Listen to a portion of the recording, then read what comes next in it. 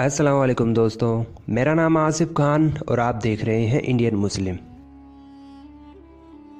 दोस्तों, जब से कुरान का इस दुनिया में नुज़ूल हुआ है तब से लेकर आज तक हर दौर में लोगों द्वारा कुरान पर सवाल उठाए गए हैं। हर दौर में उस दौर के हिसाब से उन सवालों के जवाब भी दिए गए हैं। अब चूंकि आज का दौर है साइंस का, तो आज जो कुरान पर सवाल उठाए जाएंगे वो साइंस के आधार पर ही उठाए जाएंगे। तो क्या दोस्तों कुरान साइंस पर खरी उतरती है? आइए देखते हैं।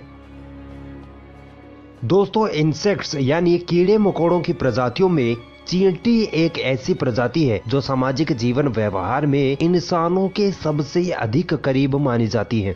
नेशनल जियोग्राफिक टीम की रिसर्च में पाया गया है कि चींटियां भी अपने मृतकों को इंसानों की तरह दफनाती हैं। चींटियों में काम करने वालों की पेचीदा व्यवस्था होती है जिसमें मैनेजर, सुपरवाइजर, फोरमैन और मजदूर चींटी आदि शामिल होते हैं। दोस्तों, हैरान कर देने वाली बात तो यह है कि चींटियों के बिलों में कॉलोनियां यानी बस्ती मोहल्ले भी होते हैं और उनमें कई प्रकार के बाजार भी होते हैं जहां चींटियां अपनी वस्तुओं या खाने का आदान प्रदान करती हैं। और दोस्तों, चींटियों के बारे में सबसे बड़ा रोचक तथ्य तो यह है कि चींटियां भी आपस में बात करती हैं और चींटियों की इसी खास खूबी को कुरान में कुछ इस तरह बयान किया गया है। पैगंबर सुलेमान अलैहिस्सलाम के लिए जिन्नातों, इंसानों, परिंदों की सेनाएं संगठित की गई थी और वह व्यवस्थित विधान के अंतर्गत रखे जाते थे। एक बार वह यानी सुलेमान अलैहिस्सलाम और उसके साथ ही जा रहे थे, यहाँ तक कि जब तमाम सेनाएं चींटियों की वादी में पहुंची तो एक चींटी ने कहा, ए चींटियों, अपने बिलों में घुस जाओ, कहीं ऐसा न हो कि सुलेमान और उसकी सेना तुम्हें कुचल डाले और उन्हें पता भी न चले।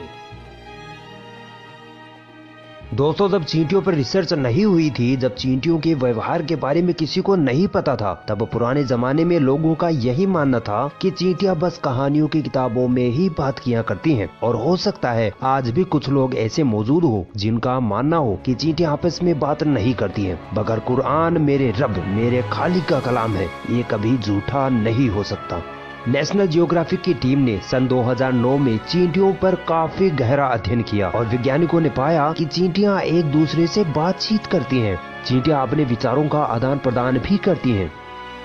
दोस्तों, चींटियों का बात करने का तरीका ये होता है कि अगर किसी चींटी को अन्य सारी चींटियों को खाने या किसी खतरे के बारे में बताना होता है तो वह एक खास प्रकार का केमिकल छोड़ती है जिससे सभी चींटियां उसकी बात को आसानी से समझ जाती है। दोस्तों, अब कुरान की इस आयत पर गौर करिए। इसमें साफ साफ बताया गया है कि चींटियां आपस में किस तरीके से बातचीत करती हैं और इसके साथ साथ ही इसमें यह भी बताया गया है कि चींटियों में एक रानी भी होती है जो सारी चींटियों को आदेश देती है। आयत पर गौर करिए, बताया गया है कि एक चींटी ने कहा, यानी कि यहाँ रानी बाकी सारी चींटियों को बिल में जाने का आदेश दे रही है और ये बात आज साइंस भी तस्लीम कर रही है। दोस्तों, अब आप सोचिए, चींटियों के बारे में जो बात आज 2009 में विशेष टेक्नोलॉजी के सहारे पता लगाई गई, वो बात 1400 साल पहले कुरान में कौन लिख सकता है? यकीनन ये किसी इंसान की बस की बात नहीं है। ये उसने लिखा है जो हर जानदार को पैदा करने वाला है, जिसने चींटियों को पैदा किया है और वही चींटियों के बारे में हर प्रकार का इल्म रखने वाला है, यानी अल्लाह रब्बुल इज्जत। यकीनन 1400 साल पहले बिना आधुनिक टेक्नोलॉजी के इतने छोटे जानवर के बारे में ये बातें जानना नामुमकिन था, मगर जिसने इन जानवरों को पैदा किया है उसे किसी टेक्नोलॉजी की जरूरत नहीं है। वो अल्लाह हर चीज का इल्म रखने वाला है। तो तुम अपने रब की किन किन नेमतों को झुठलाओगे? अगर ये वीडियो आपको पसंद आई तो इस वीडियो को लाइक जरूर करें और भी ऐसी इंटरेस्टिंग वीडियोस देखने के लिए हमारा चैनल सब्सक्राइब जरूर करें और इस घंटे को भी दबाएं ताकि जब भी हम कोई नई वीडियो डालें तो उसका नोटिफिकेशन आप तक सबसे पहले पहुंच जाए।